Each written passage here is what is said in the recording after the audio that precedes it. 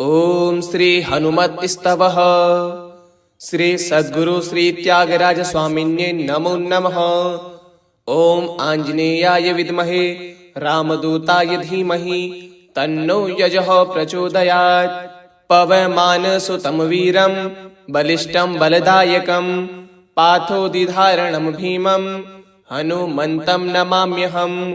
अणिमाधष्टसिद्धिं च आरोग्यबुद्धिदायिनम् असमानप्रभावं तम् आञ्जनेयं नमाम्यहम्। अवरं वरभक्ताग्रं प्राञ्जलिप्रार्थनावरं वररागलयजं तं मारुजातं नमाम्यहम्। रामभक्तिमुदाल्पावं भक्तिसागरपारगं नामध्यानसमाधिस्थं मारुतिं प्रणमाम्यहम्। सीताराममहत्प्रेष्ठं सीताहरच्छिद्रसामनं सीतारामपरानिष्टं महावीरं नमाम्यहम्। वाक्सौष्ठवातिनैपुण्यं महामेधाविलासिनं वाक्शब्दस्वरमाधुर्यं वातात्मजं नमाम्यहम्। गीतसुस्वरसानन्द आनन्दबाष्पकनिष्ठनम् अतिमाधुर्यगायन्तं वायुपुत्रं नमाम्यहम्। रामनामफलासं तं नामकीर्तितन्मयं त्यागराजकृतिप्रीतं रामभक्तं नमाम्यहम्। नवव्याकरणाभिज्ञं तत्त्वसुज्ञानपण्डितं नवैतन्नुतिसान्निध्यं नमस्कर्यं प्रणोम्यहम्। त्यागराजगुरुस्वामी शिष्यापुष्पाकराकरं कष्टाधिवारणं वन्दे इष्टेष्टसिद्धिपूरणं। वानरश्रेष्ठरत्नं तं रामभक्तिरसार्णवं पाठे श्लोकसङ्गीतं परमानन्दमङ्गलं। मङ्गलं रामदूताय कपीसाय सुमङ्गलं मङ्गलं भक्तिवन्ध्याय आञ्जनेयाय मङ्गलम्। पवमानसुतं वीरं बलिष्ठं बलदायकं पार्थोदिधारणं भीमं हनुमन्तं नमाम्यहम्। अणिमाधष्टसिद्धिं च आरोग्यबुद्धिदायिनम् असमानप्रभावं तम् आञ्जनेयं नमाम्यहम्। अवरं वरभक्ताग्रं प्राञ्जलिप्रार्थनावरं वररागलयजं तं मारुजातं नमाम्यहम्। रामभक्तिमुदाल्पावं भक्तिसागरपारगं नामध्यानसमाधिस्थं मारुतिं प्रणमाम्यहम्। सीताराममहत्प्रेष्ठं सीताहरच्छिद्रसामनं सीतारामपरानिष्टं महावीरं नमाम्यहम्। वाक्सौष्ठवातिनैपुण्यं महामेधाविलासिनं वाक्शब्दस्वरमाधुर्यं वातात्मजं नमाम्यहम्। गीतसुस्वरसानन्द आनन्दबाष्पकनिष्ठनम् अतिमाधुर्यगायन्तं वायुपुत्रं नमाम्यहम्। रामनामफलासं तं नामकीर्तितन्मयं त्यागराजकृतिप्रीतं रामभक्तं नमाम्यहम्। नवव्याकरणाभिज्ञं तत्त्वसुज्ञानपण्डितं नवैतन्नुतिसान्निध्यं नमस्कर्यं प्रणोम्यहम्। त्यागराजगुरुस्वामी शिष्यापुष्पाकराकरं कष्टाधिवारणं वन्दे इष्टेष्टसिद्धिपूरणं। वानरश्रेष्ठरत्नं तं रामभक्तिरसार्णवं पाठे श्लोकसङ्गीतं परमानन्दमङ्गलं। मङ्गलं रामदूताय कपीसाय सुमङ्गलं मङ्गलं भक्तिवन्ध्याय आञ्जनेयाय मङ्गलम्। पवमानसुतं वीरं बलिष्ठं बलदायकं पार्थोदिधारणं भीमं हनुमन्तं नमाम्यहम्। अणिमाधष्टसिद्धिं च आरोग्यबुद्धिदायिनम् असमानप्रभावं तम् आञ्जनेयं नमाम्यहम्।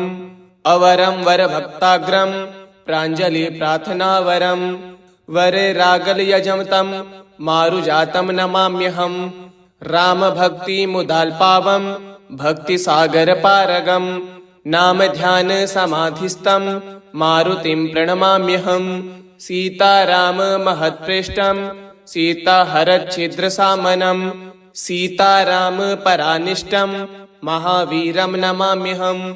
वाक्सौष्ठवातिनैपुण्यं महामेधाविलासिनं वाक्शब्दस्वरमाधुर्यं वातात्मजं नमाम्यहम् गीतसुस्वरसानन्द आनन्दबाष्पकनिष्ठनम् अतिमाधुर्यगायन्तं वायुपुत्रं नमाम्यहम् रामनामफलासं नामकीर्तितन्मयम् त्यागराजकृतिप्रीतं रामभक्तं नमाम्यहम् नवव्याकरणाभिज्ञं तत्त्वसुज्ञानपण्डितं नवैतन्नुतिसान्निध्यं नमस्कर्यं प्रणोम्यहम् त्यागराज गुरुस्वामी शिष्यापुष्पाकराकरं कष्टाधिवारणं वन्दे इष्टेष्टसिद्धिपूरणं वानरश्रेष्ठरत्नं तं रामभक्तिरसार्णवं पाठे श्लोकसङ्गीतं परमानन्दमङ्गलं मङ्गलं रामदूताय कपीसाय सुमङ्गलं मङ्गलं भक्तिवन्ध्याय आञ्जनेयाय मङ्गलम् पवमानसुतं वीरं बलिष्ठं बलदायकं पाथोदिधारणं भीमं हनुमन्तं नमाम्यहम् अणिमाधष्टसिद्धिं च आरोग्यबुद्धिदायिनम् असमानप्रभावं तं आञ्जनेयं नमाम्यहम् अवरं वरभक्ताग्रं प्राञ्जलिप्रार्थनावरं वररागलयजं तं मारुजातं नमाम्यहम् रामभक्तिमुदाल्पावं भक्तिसागरपारगं नामध्यानसमाधिस्थं मारुतिं प्रणमाम्यहम् सीताराममहत्प्रेष्ठं सीताहरच्छिद्रसामनं सीतारामपरानिष्ठं महावीरं नमाम्यहम् वाक्सौष्ठवातिनैपुण्यं महामेधाविलासिनं वाक्शब्दस्वरमाधुर्यं वातात्मजं नमाम्यहम् गीतसुस्वरसानन्द आनन्दबाष्पकनिष्ठनम् अतिमाधुर्यगायन्तं वायुपुत्रं नमाम्यहम् रामनामफलासं तं नामकीर्तितन्मयम् त्यागराजकृतिप्रीतं रामभक्तं नमाम्यहम् नवव्याकरणाभिज्ञं तत्त्वसुज्ञानपण्डितं नवैतन्नुतिसान्निध्यं नमस्कर्यं प्रणोम्यहम् त्यागराज गुरुस्वामी शिष्यापुष्पाकराकरं कष्टाधिवारणं वन्दे इष्टेष्टसिद्धिपूरणं वानरश्रेष्ठरत्नं तं रामभक्तिरसार्णवं पाठे श्लोकसङ्गीतं परमानन्दमङ्गलं मङ्गलं रामदूताय कपीसाय सुमङ्गलं मङ्गलं भक्तिवन्ध्याय आञ्जनेयाय मङ्गलम् पवमानसुतं वीरं बलिष्ठं बलदायकं पाथोदिधारणं भीमं हनुमन्तं नमाम्यहम् अणिमाधष्टसिद्धिं च आरोग्यबुद्धिदायिनम् असमानप्रभावं तं आञ्जनेयं नमाम्यहम् अवरं वरभक्ताग्रं प्राञ्जलिप्रार्थनावरं वररागलयजं तं मारुजातं नमाम्यहम् रामभक्तिमुदाल्पावं भक्तिसागरपारगं नामध्यानसमाधिस्थं मारुतिं प्रणमाम्यहम् सीताराममहत्प्रेष्ठं सीताहरच्छिद्रसामनं सीतारामपरानिष्ठं महावीरं नमाम्यहम् वाक्सौष्ठवातिनैपुण्यं महामेधाविलासिनं वाक्शब्दस्वरमाधुर्यं वातात्मजं नमाम्यहम् गीतसुस्वरसानन्द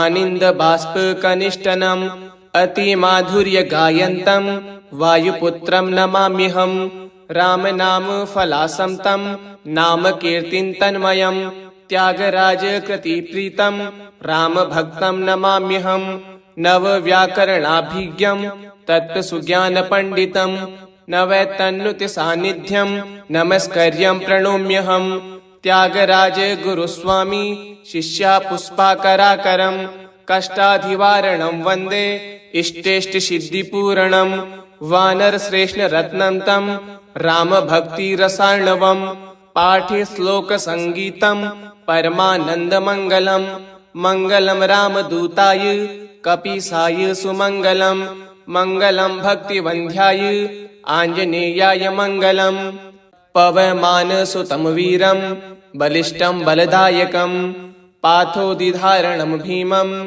हनुमन्तं नमाम्यहम् अणिमाधष्टसिद्धिं च आरोग्यबुद्धिदायिनम् असमानप्रभावं तम् आञ्जनेयं नमाम्यहम्। अवरं वरभक्ताग्रं प्राञ्जलिप्रार्थनावरं वररागलयजं तं मारुजातं नमाम्यहम्। रामभक्तिमुदाल्पावं भक्तिसागरपारगं नामध्यानसमाधिस्थं मारुतिं प्रणमाम्यहम्। सीताराममहत्प्रेष्ठं सीताहरच्छिद्रसामनं सीतारामपरानिष्टं महावीरं नमाम्यहम्। वाक्सौष्ठवातिनैपुण्यं महामेधाविलासिनं वाक्शब्दस्वरमाधुर्यं वातात्मजं नमाम्यहम्। गीतसुस्वरसानन्द आनन्दबाष्पकनिष्ठनम् अतिमाधुर्यगायन्तं वायुपुत्रं नमाम्यहम्। रामनामफलासं तं नामकीर्तितन्मयं त्यागराजकृतिप्रीतं रामभक्तं नमाम्यहम्। नवव्याकरणाभिज्ञं तत्त्वसुज्ञानपण्डितं नवैतन्नुतिसान्निध्यं नमस्कर्यं प्रणोम्यहम्। त्यागराजगुरुस्वामी शिष्यापुष्पाकराकरं कष्टाधिवारणं वन्दे इष्टेष्टसिद्धिपूरणं।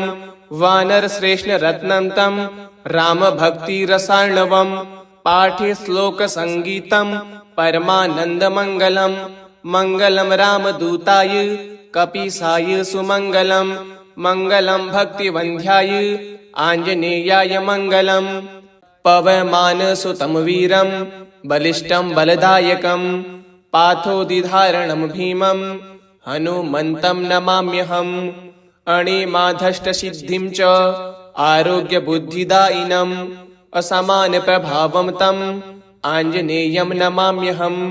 अवरं वरभक्ताग्रं प्राञ्जलिप्रार्थनावरं वररागलयजं तं मारुजातं नमाम्यहम्।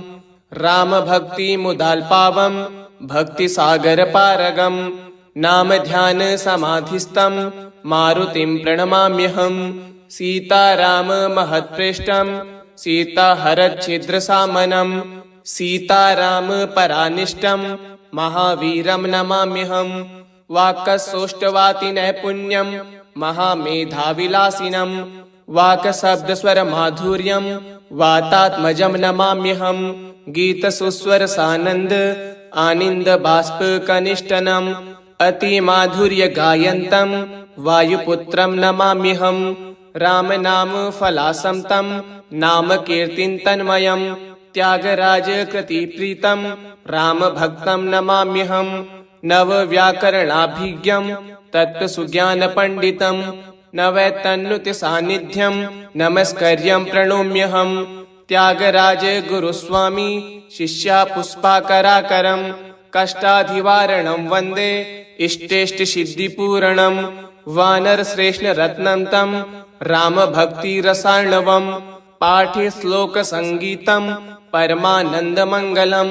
मङ्गलं रामदूताय कपीसाय सुमङ्गलं मङ्गलं भक्तिवन्ध्याय आञ्जनेयाय मङ्गलम्। पवमानसुतं वीरं बलिष्ठं बलदायकं पाथोदिधारणं भीमं हनुमन्तं नमाम्यहम्। अणिमाधष्टसिद्धिं च आरोग्यबुद्धिदायिनम् असमानप्रभावं तम् आञ्जनेयं नमाम्यहम्। अवरं वरभक्ताग्रं प्राञ्जलिप्रार्थनावरं वररागलयजं तं मारुजातं नमाम्यहम्। रामभक्तिमुदाल्पावं भक्तिसागरपारगं नामध्यानसमाधिस्थं मारुतिं प्रणमाम्यहम्। सीताराममहत्प्रेष्ठं सीताहरच्छिद्रसामनं सीतारामपरानिष्टं महावीरं नमाम्यहम्। वाक्सौष्ठवातिनैपुण्यं महामेधाविलासिनं वाक्शब्दस्वरमाधुर्यं वातात्मजं नमाम्यहम्। गीतसुस्वरसानन्द आनन्दबाष्पकनिष्ठनम् अतिमाधुर्यगायन्तं वायुपुत्रं नमाम्यहम्। रामनामफलासं तं नामकीर्तितन्मयं त्यागराजकृतिप्रीतं रामभक्तं नमाम्यहम्। नवव्याकरणाभिज्ञं तत्त्वसुज्ञानपण्डितं न वै तन्नुति सान्निध्यं नमस्कर्यं प्रणोम्यहम् त्यागराज गुरुस्वामी शिष्या पुष्पाकराकरं कष्टाधिवारणं वन्दे इष्टेष्टसिद्धिपूरणं वानरश्रेष्ठरत्नं तं रामभक्तिरसार्णवं पाठे श्लोकसङ्गीतं परमानन्दमङ्गलं मङ्गलं रामदूताय कपीसाय सुमङ्गलं मङ्गलं भक्तिवन्ध्याय आञ्जनेयाय मङ्गलम् पवमानसुतं वीरं बलिष्ठं बलदायकं पाथोदिधारणं भीमं हनुमन्तं नमाम्यहम् अणिमाधष्टसिद्धिं च आरोग्यबुद्धिदायिनम् असमानप्रभावं तं आञ्जनेयं नमाम्यहम् अवरं वरभक्ताग्रं प्राञ्जलिप्रार्थनावरं वररागलयजं तं मारुजातं नमाम्यहम् रामभक्तिमुदाल्पावं भक्तिसागरपारगं नामध्यानसमाधिस्थं मारुतिं प्रणमाम्यहम् सीताराममहत्प्रेष्ठं सीताहरच्छिद्रसामनं सीतारामपरानिष्टं महावीरं नमाम्यहम् वाक्सौष्ठवातिनैपुण्यं महामेधाविलासिनं वाक्शब्दस्वरमाधुर्यं वातात्मजं नमाम्यहम् गीतसुस्वरसानन्द आनन्दबाष्पकनिष्ठनम् अतिमाधुर्यगायन्तं वायुपुत्रं नमाम्यहम् रामनामफलासं तं नामकीर्तितन्मयं त्यागराजकृतिप्रीतं रामभक्तं नमाम्यहम् नवव्याकरणाभिज्ञं तत्त्वसुज्ञानपण्डितं